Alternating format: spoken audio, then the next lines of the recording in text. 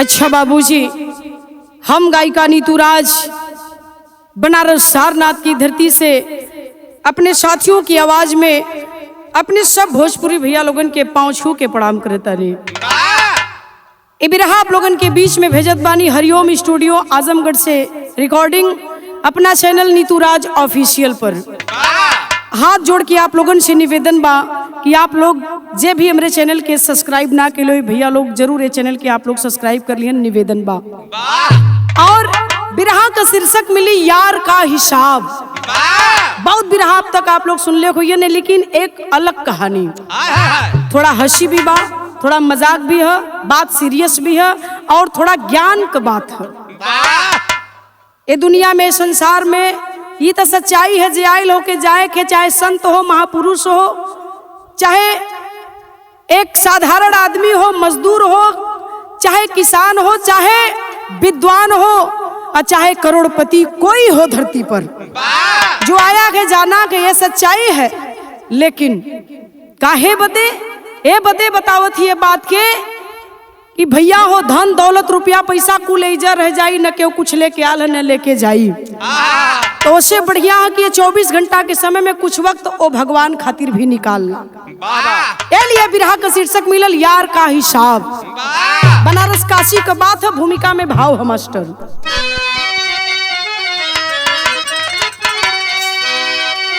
काशी नगरी की चर्चित कहानी सुने थे, जहाँ पे कबीरा जी कुटी बनाए, वही खूबसूरत पड़ोसन थी बेश्या, खिला रूप ऐसा सभी रिझ जाए, सुरा सुंदरी नित्य संगीत में लोग आकर हमेशा थे गोता लगाते, मगर रास लीला में पड़ता खलल था, सिया राम कबीरा जब गुनगुनाते।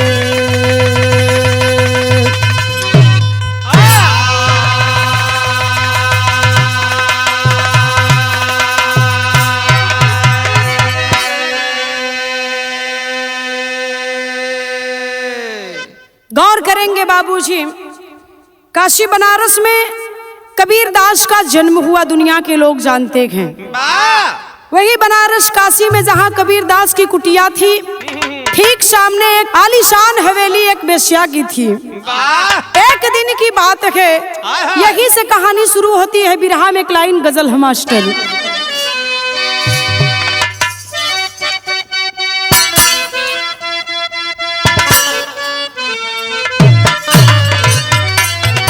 बड़ी सुंदर गीत है, कहना है दिल के टुकड़े, दिल के टुकड़े टुकड़े करके मुस्कुरा के चल दिए, दिल के टुकड़े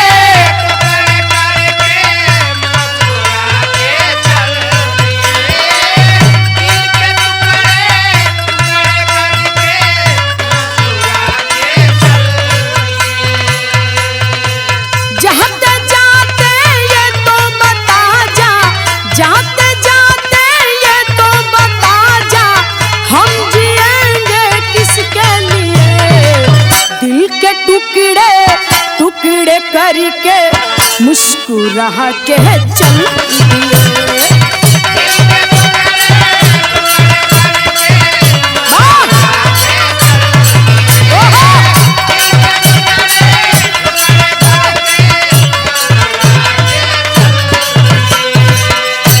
लेकिन भाव दो लाइन लिखल गई है, का लिखल है?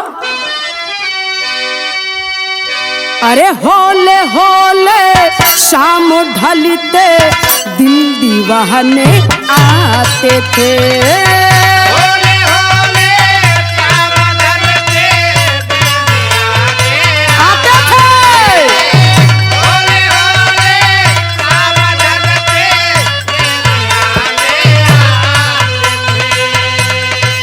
यौवन की महफिल यूं सजा कर, यौवन की महफिल यूं सजा कर दिल की प्यास बुझाते थे, होले होले शाम ढलते दिल दीवाने आते थे, होले होले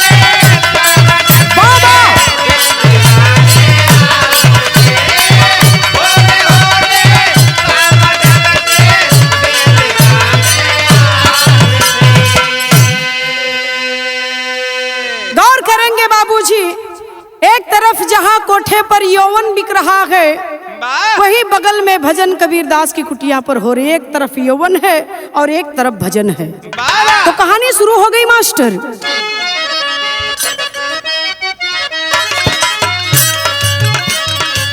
हस्तियां बड़ी बड़ी वेश्यालय में आती थी,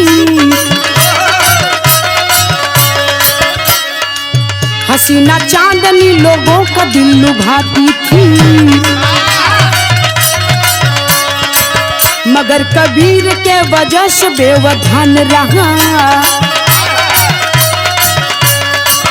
बड़ा चहेता चांदनी का जवान रहा।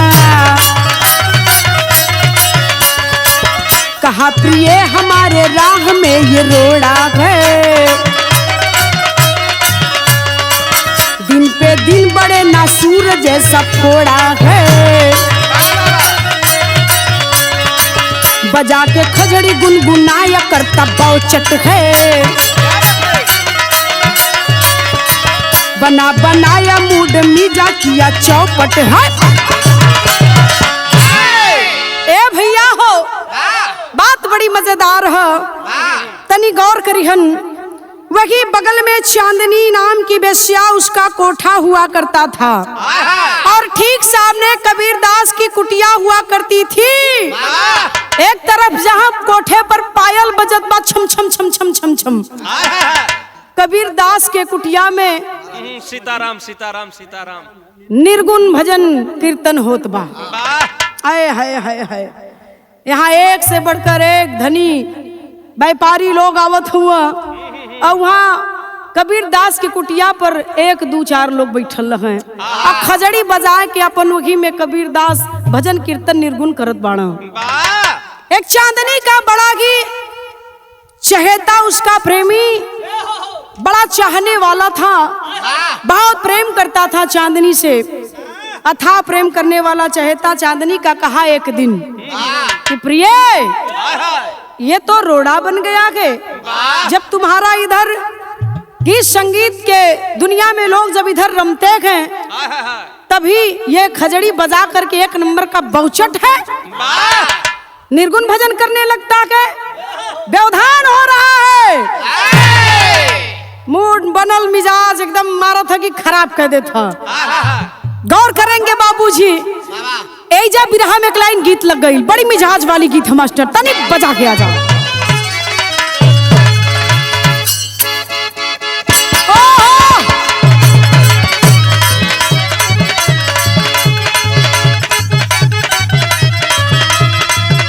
यह बजत है चांदनी के कोठा पर हीरा भैया, यह गीत बजत है। क्या बजत है?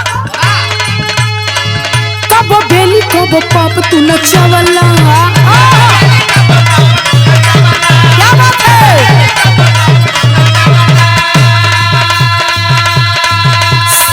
सारा सोटा के पैसा सधवला,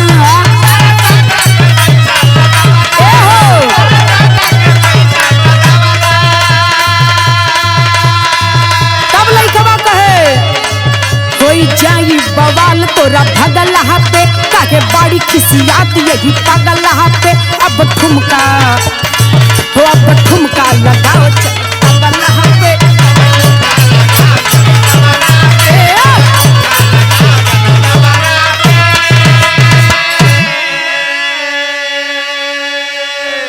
इधर चांदनी के कोठा पर ई गीत बजत बा, कबो बेली कबो पाप तू नचवला।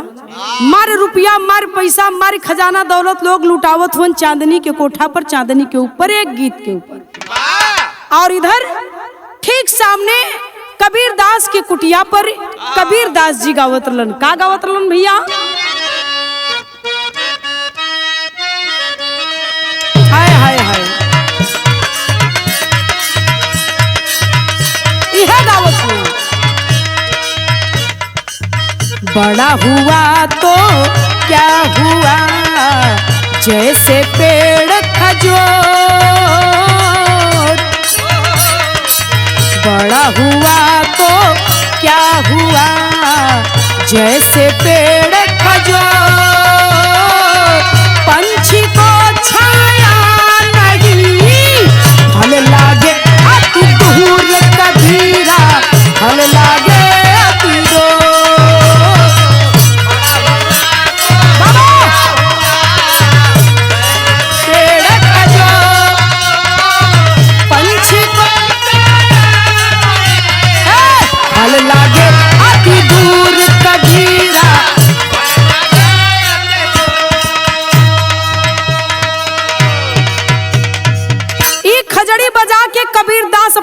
गीतिया में गावत हुवन। अब हर कोठा पर कबो बेली कबो पॉप तू नचौला बजत बा, रुपया पैसा लुटावल जात बा। इधर ही बना बनाया मूड चौपट हो गया कोठे पर बैठे लोगों का, अमीर सेठ साहूकारों का। हाय हाय हाय बाबूजी। तब बिरहा में एक लाइन गीत लग गई। कौन गीत बा भैया? ओहो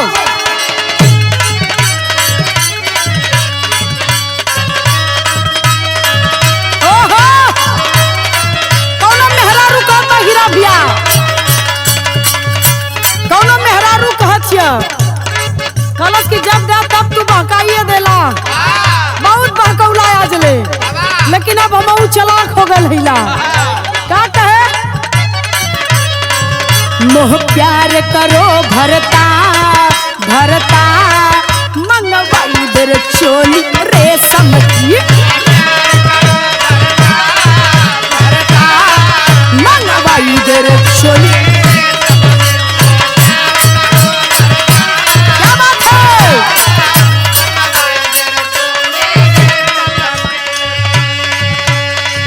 छोड़ दा। बिरहा में कवि जी लिखत हुवन, का लिखल गई? कोठे पर होत झनका झनका चांदनी यार संग मस्ती में, चांदनी यार संग मस्ती में।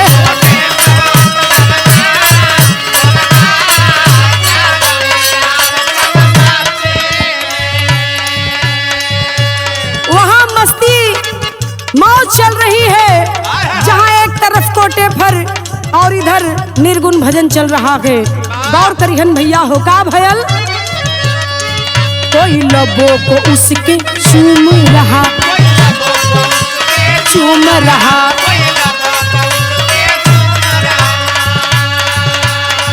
कोई पी के मदिरा झूम रहा, पी के मदिरा झूम रहा।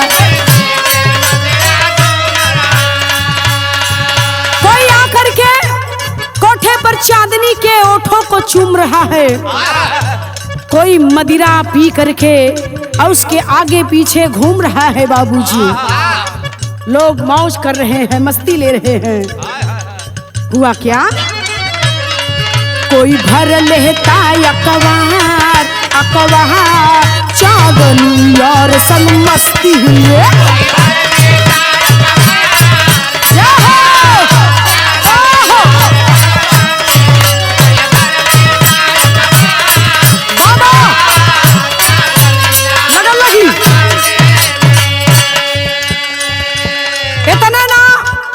तो चुम्बा करे कोई आके भर अखबारी चांदनी के पकड़ लेगा। वाह क्या मजा है, लोग वहां मजे ले रहे हैं। उसी में कवि जी ने लिखा है, क्या लिखे मास्टर? उधर यह वर कबीरा की शुरू भजन,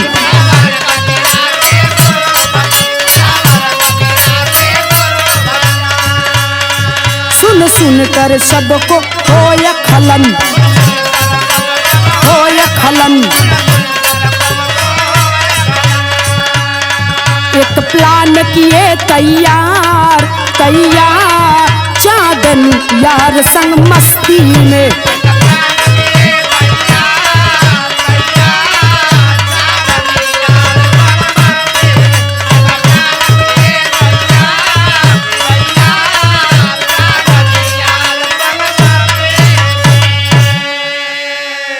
करेंगे एक प्लान तैयार कर देते हैं लोग, जहां खलल पड़ता है मौज मस्ती में कोठे पर अमीर सेठ साहूकारों को कबीरा के भजन से। तो एक प्लान तैयार कर दिए। क्या प्लान तैयार करे?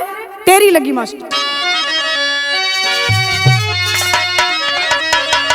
अरे जला दे ढोंगी का झोपड़ी, अरे जला दे ढोंगी का झोपड़ी, चांदनी कही यार से सच्चा प्यार दिखा दा, अरे दिखा दा, अरे दिखा दा। गौर करिहन, गौर करेंगे बाबूजी। चांदनी कहलस अपने यार से, कलश की जानू मार बात सुना, ई ढोंगी बाधा बनत खलल डालत हम। कलन की तब का करी शानू, कलन की कलेस की सुना एकर झोपड़ी जलादा, न रखी बांस न बजी बांसुरी। आए है बाबूजी जानू है सलाइला कलश की इतना ना देखत ना हुआ, इस सामने झोपड़ी लगा के जब हमन का शाम का मोड़ मिजाज बनावे का समय होला, वही समय खजड़ी लगे बैठ जाला, एकदम बनल बनावल मूड बेकार कह के रख देला। कलश की यही सलाई ला तो ला, ही सलाई पकड़ा ला जानू। बिरहा में गीत लगल मास्टर।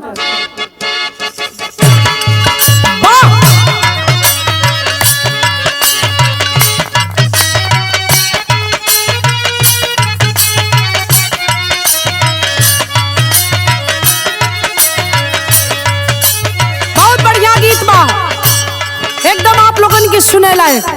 देखिए गीत होके तो ऐसन कहना है का, बोली मोखीरावा रे गंगा के तीरवा जिरवा नहना तीरे नहना तीरे खीरवा अगोरे दिन रात जिरा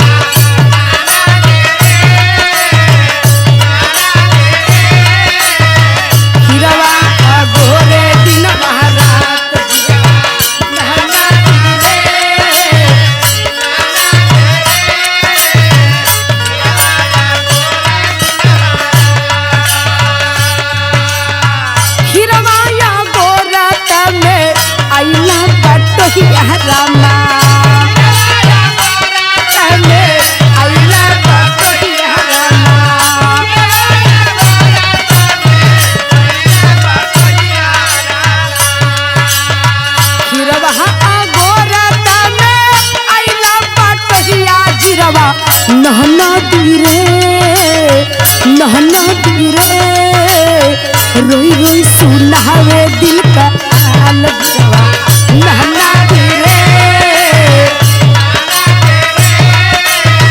रोई रोई सुनावे दिल का।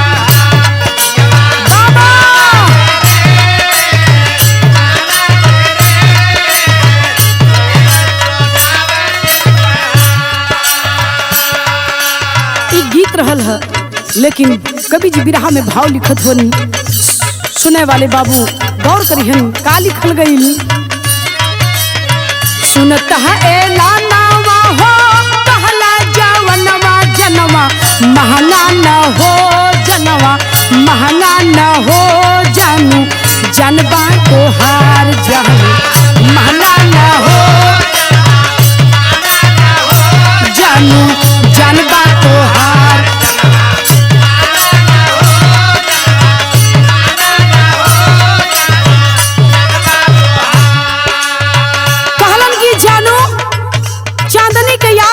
जवन कहबू तवन कर दे तुहारी जान है, जान हाजिर कर दे तोहरे कदम में मांग के तो देखा हाजिर हिला। है हुआ क्या, दिहला जलाय जाय तुरत झोपड़िया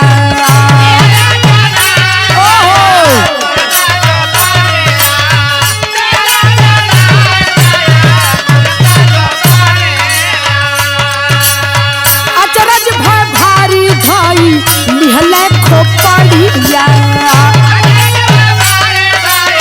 लिहला खोपड़िया।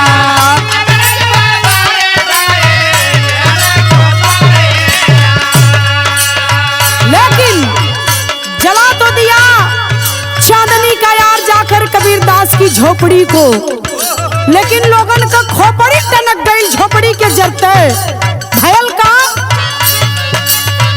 उड़ल चिनगरिया जरा लगला भवनवा जनवा माना न हो जनवा माना न हो जानू जनबा तो हार जनवा माना न हो माना न हो जानू जनबा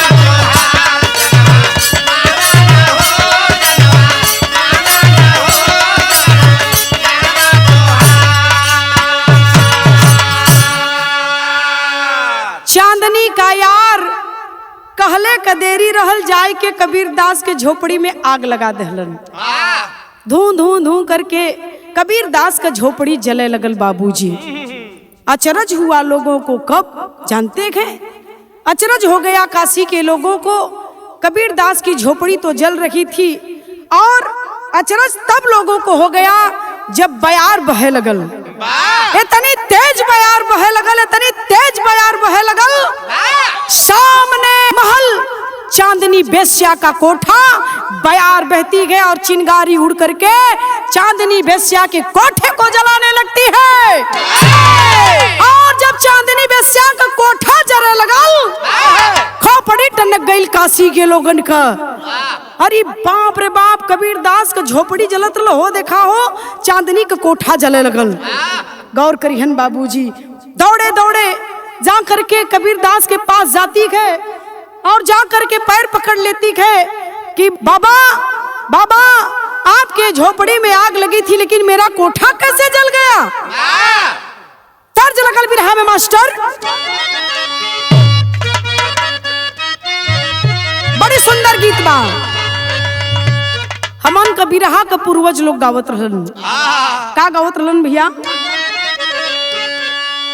कचौड़ी गली सोन कैला बालम, अरे कचौड़ी गली सोन कैला बालम, मिर्जापुर के कैला गुलजार हो, कचौड़ी गली सोन कैला बालम।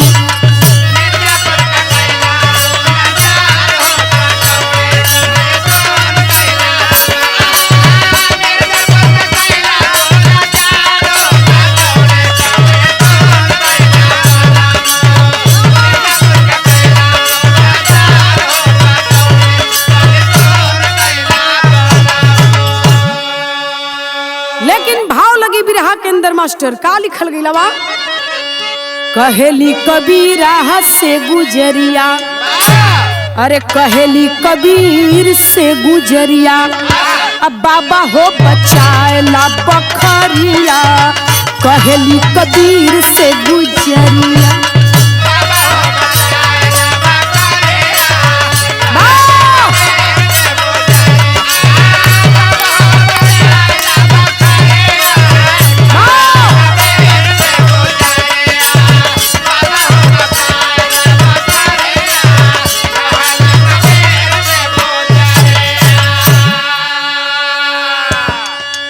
कि बाबा हमार बगिया जल जाई, हमार घर उजड़ जाई बाबा, कि काहे ऐसा हो गयल?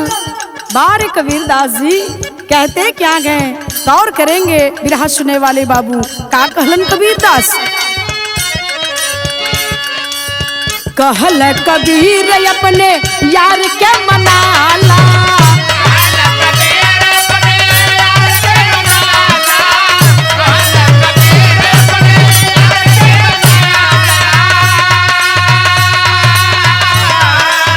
हमरो यार मान जई है, करा जानी हल्ला, मान जई है, करा जानी हल्ला।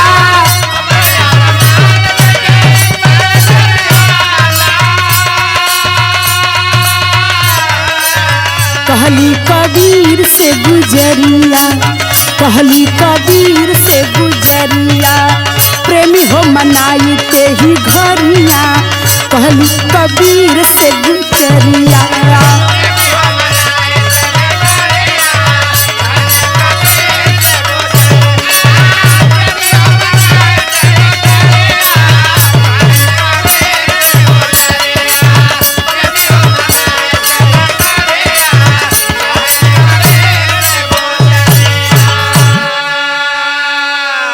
गौर करेंगे बाबूजी, कहती है बाबा मेरा घर जल रहा है, मेरी दुनिया उजड़ जाएगी, बचा लीजिए बाबा। बारे कबीर दास जी खलन की इसमें ना तेरा दोष ना ही मेरा दोष। खलन मतलब खलन की कबीर दास कलन। गौर करियन बाबूजी, बड़ी ऊंची बात कबीर जी बतावे चलत हुवन बिरहा के माध्यम से। कबीर दास ने कहा कि ना तेरा दोष ना मेरा दोष। अरे पगली, तेरे यार ने मेरा घर जलाया और मेरे यार ने तेरा घर जला दिया। समझती हूँ। बचाना चाहती है तो अपने यार को तू मना ले, अपने यार को मैं मना लूंगा। हाय हाय हाय बाबू, ओहो बारे कबीरदास, धन्य है ये काशी की नगरी, धन्य है हिंदुस्तान की धरती, जहाँ ऐसे ऐसे संत महापुरुषों का आगमन होता है। पैर पकड़ ले लस कलस, बहुत बड़ी गलती हो गई। हम ना जानत रही कि आप इतना पहुँचल फकीर हुआ, इतनी ऊंची चीज हुआ, ये बात की आज तक हम काहे ना जान पौली। गौर करियन, बिरहा में पहपट लगल मास्टर भयल का।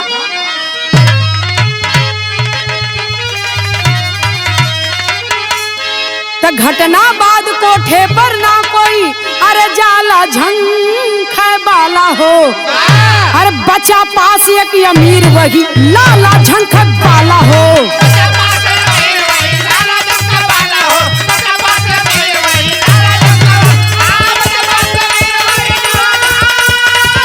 बाबा जी बचा पास एक अमीर वही लाला झंख बाला हो।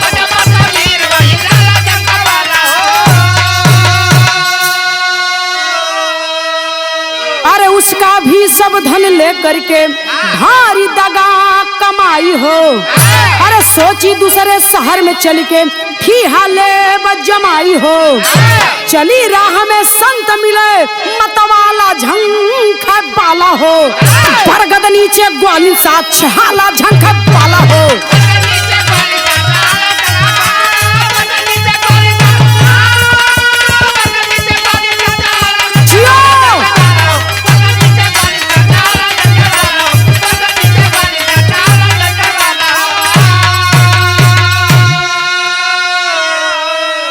गौर करेंगे बाबूजी, धीरे धीरे धीरे धीरे लोग चांदनी के कोठे पर जाना कम कर दिए।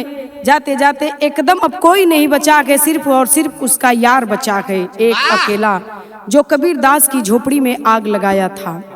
और इधर कबीरदास के कुटिया पर तमाम लोगों की भीड़ सुबह शाम दोपहर इकट्ठा होने लगती है। जमावड़ा इधर बढ़े लगल, इधर कोई झांके के तैयार ना है। एक अकेला यार उहे बचल है। लोग जान गईलन कि वहां मुक्ति नहीं मिलेगी जाने पर, और यहाँ जाएंगे तो हमें मुक्ति मिलेगी। यही लोग जब इस बात को जान जाते हैं तो उस झोपड़ी पर, कबीरदास के झोपड़ी पर लोग ज्यादातर सुबह शाम हमेशा भीड़ लगाने लगे। गौर करेंगे यह बात चांदनी धीरे धीरे जान गई कि अब लोगों का दिल मुझसे हट गया है। इस घटना के बाद अब लोग मेरे कोठे पर आने से कतरा गए हैं। गौर करेंगे, जब जान जाती है कि अब लोग मुझसे कतरा गए हैं, तो जो सच्चा प्रेमी उसका सिर्फ वही अकेले आता था। सोच गई कि क्यों ना इसका सारा धन लेकर के मैं यहाँ से कहीं दूर चली जाऊं और अपना दूसरा कोठा बसा लूं। और वही करती भी है, अपने यार से सारा धन ऐंठ लेती है और सारा धन लेने के बाद काशी छोड़ देती है। जब काशी छोड़ दहलस, चल दहलस दूसरे जगह जा करके कहीं अपन दूसर कोठा बना ली। चली है, जाते जाते कुछ दूर पहुंच गई है। देखती क्या के एक बरगद के नीचे एक संत जी बैठे गए और हाथों में माला गए, कमंडल रखे गए और माला लेकर के फेर रखे गए और राम का नाम का जाप कर रहे हैं। और बगल में कुछ ग्वालिन बैठी गए जो आए दिन दूध बेचकर आती थी और उसी बगल में बैठ करके पेड़ के नीचे अपना हिसाब किया करती थी। वही चांदनी बेस्या भी बैठ जाती है। नजर पड़ी है, एक तरफ संत जी बैठे हैं, माला फेर रखे हैं, और दूसरी तरफ पेड़ के नीचे बैठ करके ग्वालिन दूध बेचने वाली अपना हिसाब कर रही है। वही बैठी है चांदनी, और चांदनी बैठ करके वही छहा रही है, दोनों लोगों को देख रही है, संत जी को भी और ग्वालिन को भी। हुआ क्या मास्टर?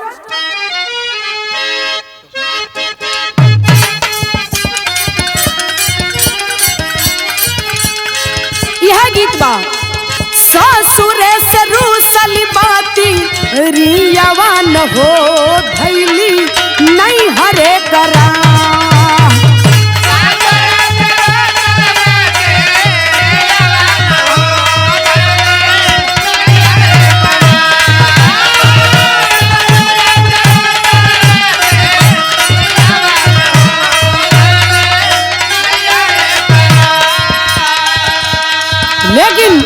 विरह के अंदर कवि जी ने भाव लिखा के मास्टर क्या लिखे,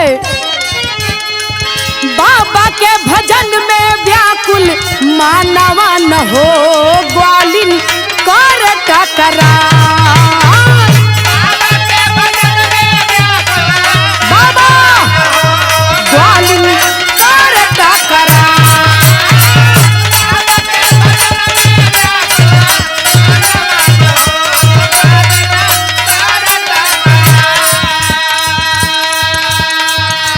गौर करिहन भयल का मास्टर, मिलना हिसाब पाई पाई जोड़ भैया,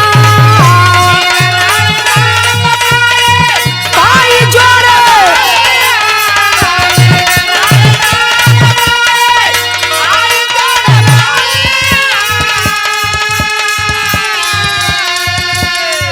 देहलू उधार नाही लिहलू रुपैया, लिहलू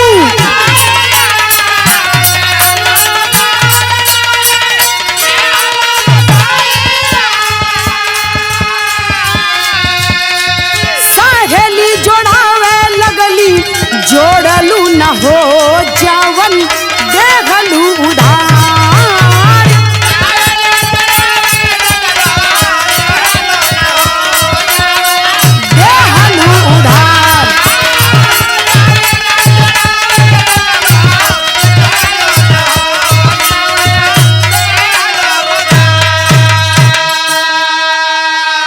भैया हो इधर ग्वालिन अपने दूध का हिसाब मिलावत है, लेकिन ओमन जय बार जोड़ा तय बार 10 रुपया कम हो जाए। जब जब हिसाब जोड़े 10 रुपया कम हो जाए, यार सारा नजारा चांदनी बेस्या देखत बा।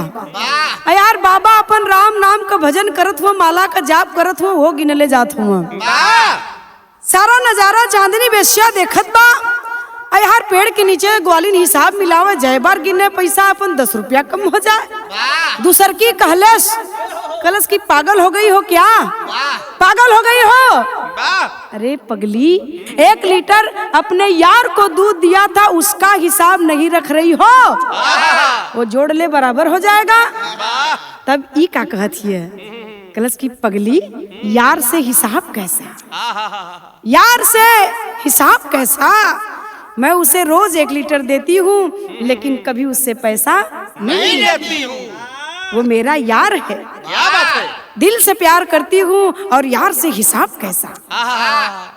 अब देखा यार बाबा का मलबे रुक गई, हीरा भैया मलबे रुक गई। जपत रहे कि 102 103 99 98 97 अपन गिनत गिनो का मलबे रुक गई।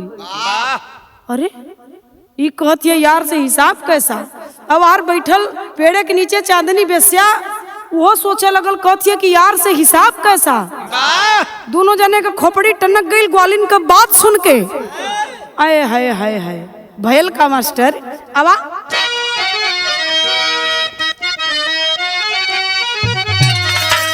अरे साधु जपै राम राम सुन बतिया भैया,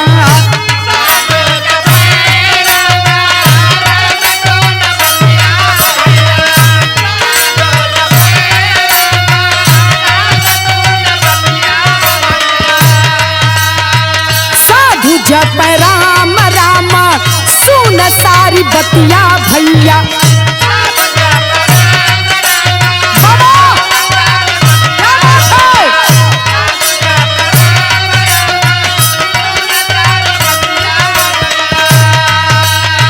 सहेली गलतिया बा दिहल हो बताए,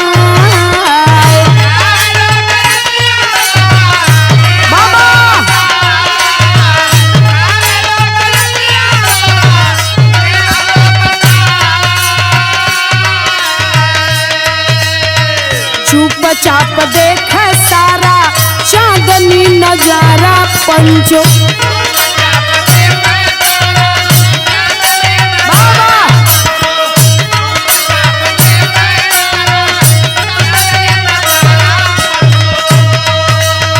ग्वालिन कह यार से ही साबना लिया,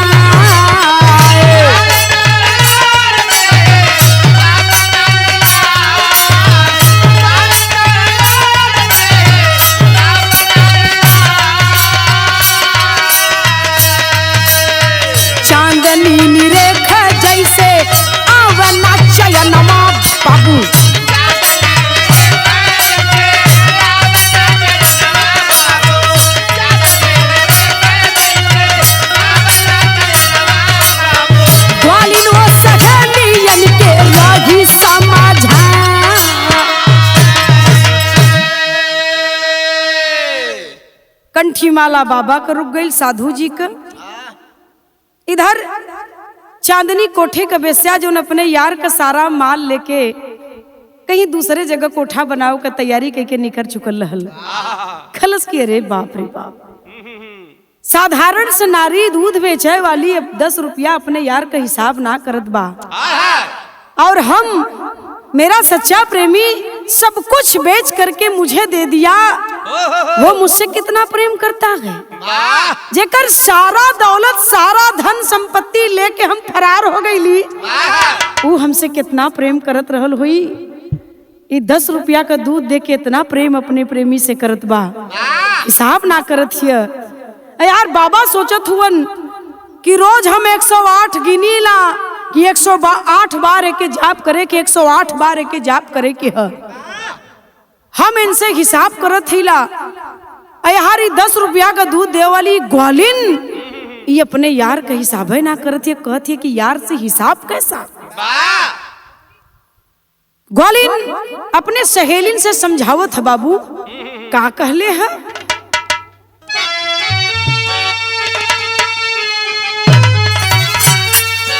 तो स्वामी यार भगवान अरे रहम मनवा में ना वन से होला ना हिसाब ये जगन्नम में ना।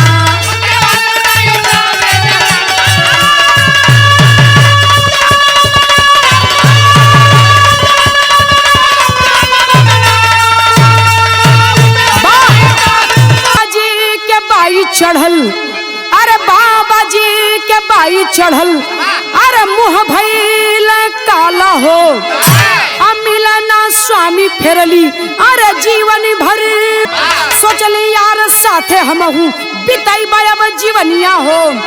बनिया कबीर भी बतावले अपने गनवा में ना वन से होला ना हिसाब।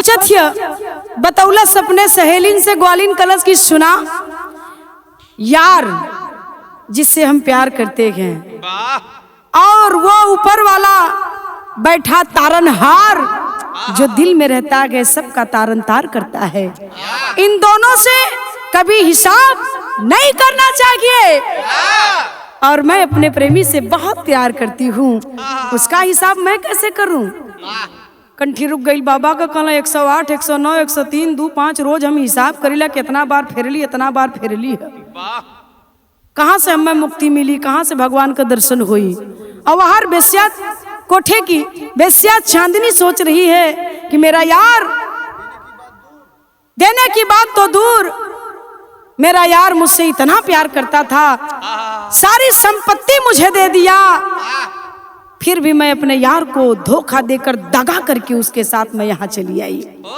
यही बात कबीरदास अपने गीत में रोज बताते थे, मैं क्यों नहीं समझ पाई। बुद्धि का ताला खुल गया चांदनी के और साधु बाबा के कि अनपढ़ गवार साधारण से ग्वालिन दूध बेचे वाली, इतना दिमाग ये अपने यार से हिसाब ना रखत बा, तो हम अपने यार से कैसे हिसाब रखब। ये है उस परमात्मा के साथ भक्ति करने का सबब। जिस मालिक की भक्ति करने से मुक्ति मिल जाए उस मालिक की भक्ति जरूर करनी चाहिए। इसलिए मैंने बताया कि कितनो दौलत कितनो रुपया पैसा कितनो बड़ा अमीर आदमी रही, लेकिन सबको जाना है एक दिन छोड़ करके सब कुछ। तो वही में से समय निकाल के कहे न थोड़ा मालिक का भजन भक्ति कर लेवल जाए। बिना भजन भक्ति कैले मुक्ति ना मिली। वही सब कुछ ले करके वापस अपने यार के पास चांदनी आ जाती है और जिंदगी का गुजारा करने लगती है। वही साधु बाबा माला रोज फेरे पहले की भांति, लेकिन कबो गिनती ना कैलन, मोक्ष को प्राप्त किए। इसलिए मैंने इस बात को बताया। कहीं त्रुटि हुई होगी मुझसे गाने में तो मुझे क्षमा करेंगे। गीत की आखिरी लाइन, कहानी खत्म। तो गुरु बिहारी गुरु रमन फिर फूला फूल गुलशन में, अरे श्यामा सीता राम भरत जी विश्वनाथ के मन में, जलादा ए ढोंगी का झोपड़ी नीतू सिया राम दुनिया के बदलादा।